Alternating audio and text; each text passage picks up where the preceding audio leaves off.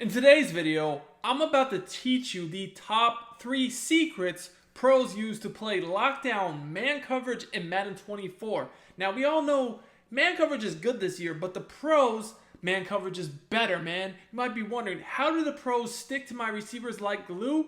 Well, in this video, I'm going to teach you. Let's get into it now. Looking for coins for MUT 24? EasyMUT.com is the cheapest and most reliable coins on the market. Click the link in the description and use code SG for 10% off your order. So my name is Duke, I run SportsGamers.com, and for years I've been helping thousands of Madden players improve their games, and I want to help you guys out in this video improve your defense and your man coverage.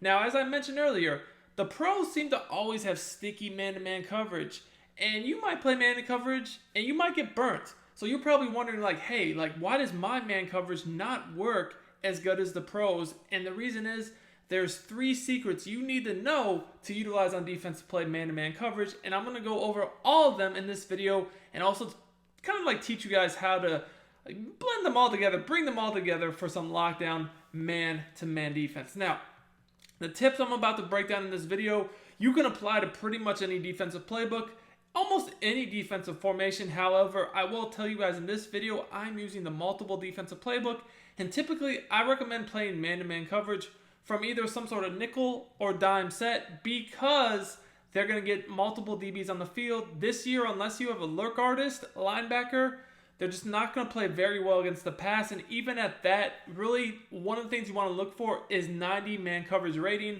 And let's be honest, there's very few linebackers in the game that have a 90 man coverage rating, whereas there's plenty of safeties and DBs and corners that do. So the formations that allow you to put safeties in a linebacker and just get more DBs on the field in general are going to allow you to play better man coverage. So with all that said, I'm about to break this down from the nickel and dime dollar, right? That's why I like multiple defensive playbook, is they have a lot of these formations. So now let's just get straight into it now. In this video, I want to focus on the secrets of shading. I promise you guys, you're shading the wrong way. There's 2 main secrets to shading. Most people really just don't know about it and they don't utilize. This makes a huge difference.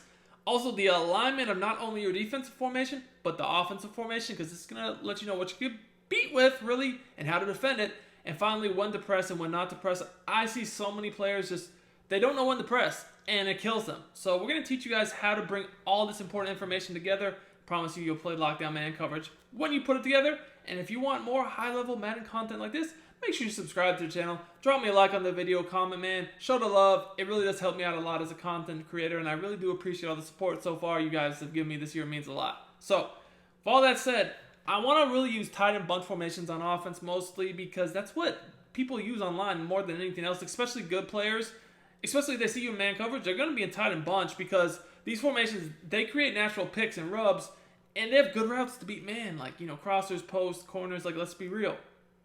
Now, here's mistake and the secret number 1 of shading. Most people think you can just shade one way. What do I mean by this? Most people say, well, okay, I'm getting beat by a corner route, let me shade outside. Or I'm getting beat with an in route, slant route, drag route, post, let me shade inside. That's not good enough.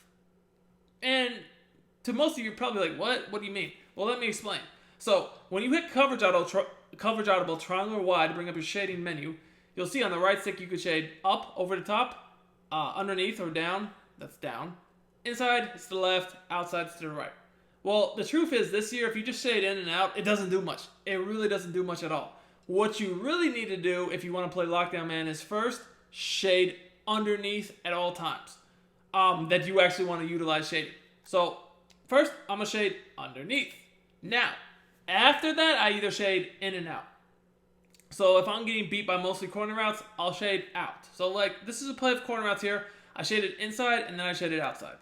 So, let's take a look at how this plays the corner route. I shaded underneath, and then I shaded outside. So, we'll look at that slot corner, and you guys can see he just literally ran the corner out for the dude. He is shading him, playing him outside leverage, but underneath technique as well. So that means that there is no chance in hell this is going to get open.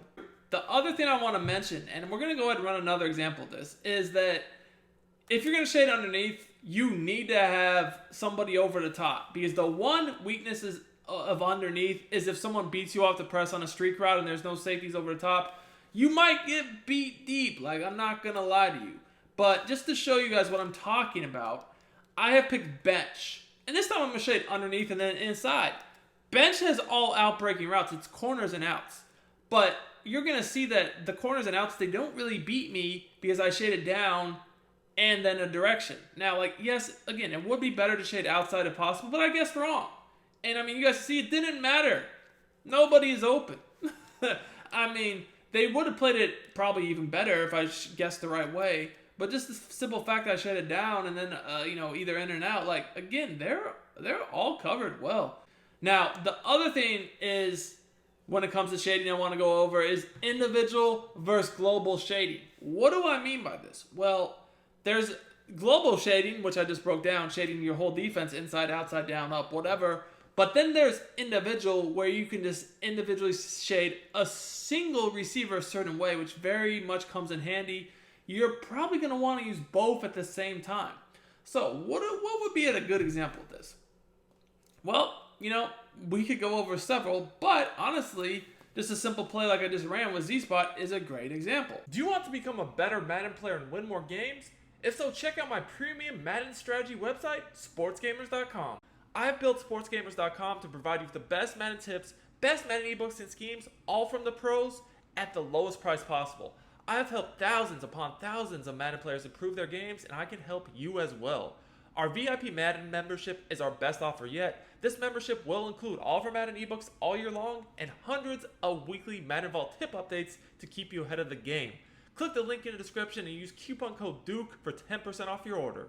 Z-Spot is a pretty good example to utilize against this because I can throw a corner and then like a little drag route over the middle, right? So, let's say that there's a play somebody's running where most of their receivers are beating you to the outside, but then they always keep sending one over the middle, right? Or it's just a certain play someone's running where most of the routes are breaking out, one's breaking in, or vice versa.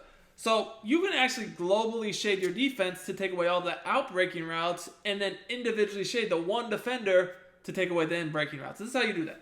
So, once again, first things first is you're going to want to press with your safeties over the top, and then you're going to want to shade your defense globally by hitting coverage, audible triangle Y, down on the right stick for underneath, and then outside, which is to the right on the right stick.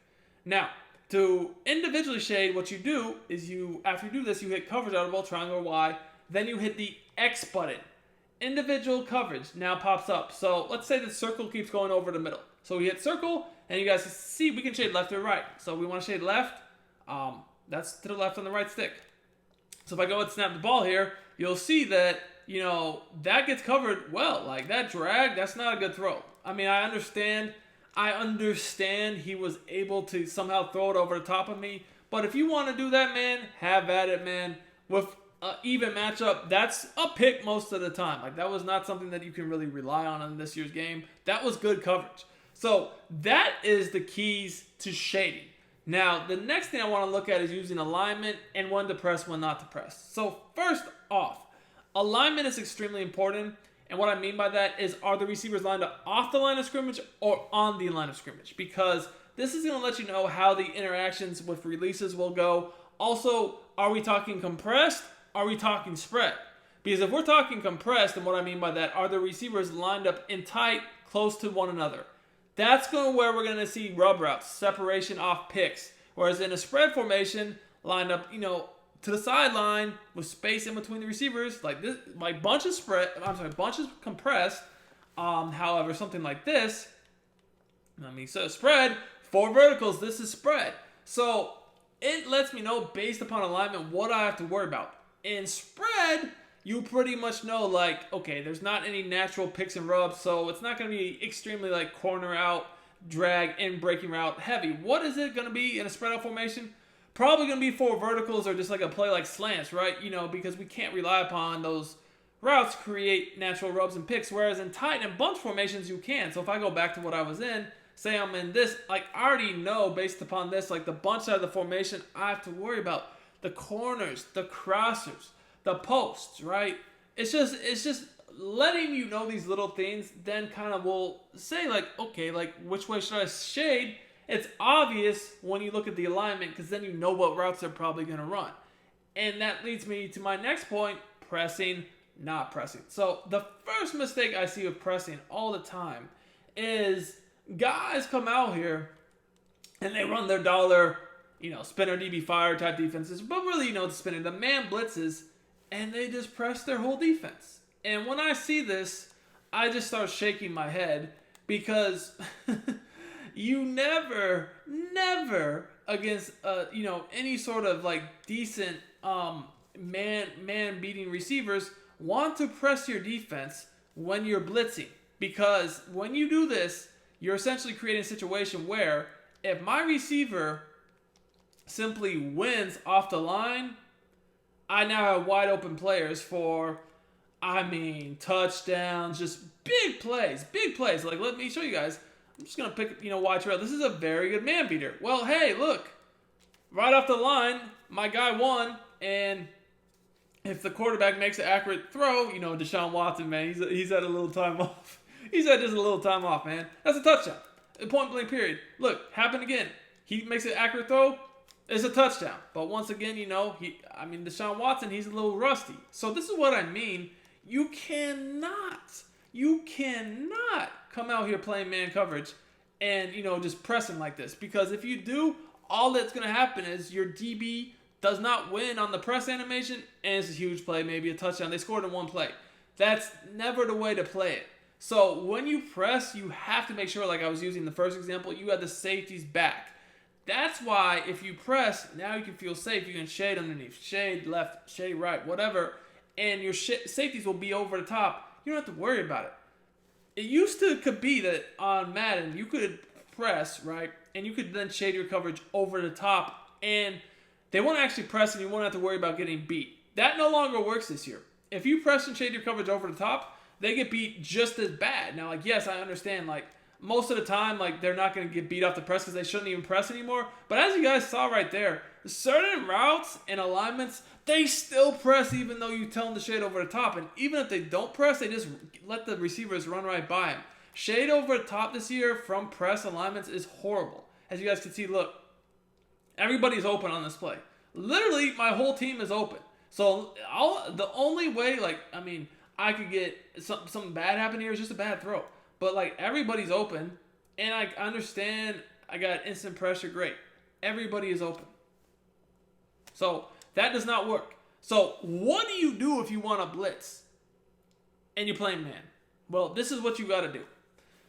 If you're going to man blitz this year, it is not even optional. It is mandatory that as soon as you press your coverage, you individually back up your corners. So to do this, what you're going to do, and I've broken this down this year several times, but you hit coverage audible, triangle Y, the individual button X, the outside receivers icons, and then you flick up on the right stick. Now, that backs your corners up to about safety depth, even a little further. So now I'm no longer worried about the dudes just flying off the line, completely free for touchdowns. And really what you want to do, to be quite honest with you, when you play man-to-man defense and you're blitzing, is you want to leave the running back unguarded. So in a situation like this, that allows me to use the safety that's not manned up on a receiver, which is in this case the left one. I can free roam with him or put him in coverage. So here, I'm in man, right? I'm backed up. I know I'm giving him free releases, so I really want to shade outside to play the corner routes better. So I know I could get beat over the middle. So what I could do is I could drop this guy into a third or inside quarter to kind of sit over that middle of the field and not really have me worried about getting beat by deep post routes, because that is something that could beat me backed up, especially shaded outside. Now, honestly, I'm inviting them to send the running back out on a route, because if they do, I'm just going to guard him myself. But because there's no longer any just free releases off the line, there's nobody quickly open. Now my man blitz can get in there. They can't snap throw something wide open, and we get a sack. So a huge man-to-man coverage tip is simply knowing when to press, when not to press, and then you can bring the shading aspects into it. So to recap this video, number one, look at the alignment of the offense. Are they in a compress set? Are they in a spread out set? That kind of tells you the different routes that could beat you, then it lets you know how to defend it. Once you identify this, am I wanting to blitz or am I going to play coverage? If I'm going to blitz, I need to back up those corners so I don't get cooked. If I'm going to play coverage and have a safety over the top, I can press my coverage. Now, when I shade, I need to make sure that I'm first shading underneath and then I'm shading in or out. And again, even if you guess wrong, the simple fact you shaded underneath also is going to make your guys play way better. But remember, if you're shading down, you do need at least one safety over the top, depending upon formation, so a simple streak cannot just run right by you. And you really need to be careful about shading down if you have safeties manned up to receivers. Because when you shade down with a safety manned up to a receiver, they're going to sprint down at the snap. And if you don't have a safety over the top, and if they're manned up, you probably don't. If that guy's on a streak, it's a tutty-wutty buddy. So be careful. Use these rules. Play some lockdown man. If you enjoyed this video, smash that like button. Until next time, it's your boy Duke, and I'm out of here.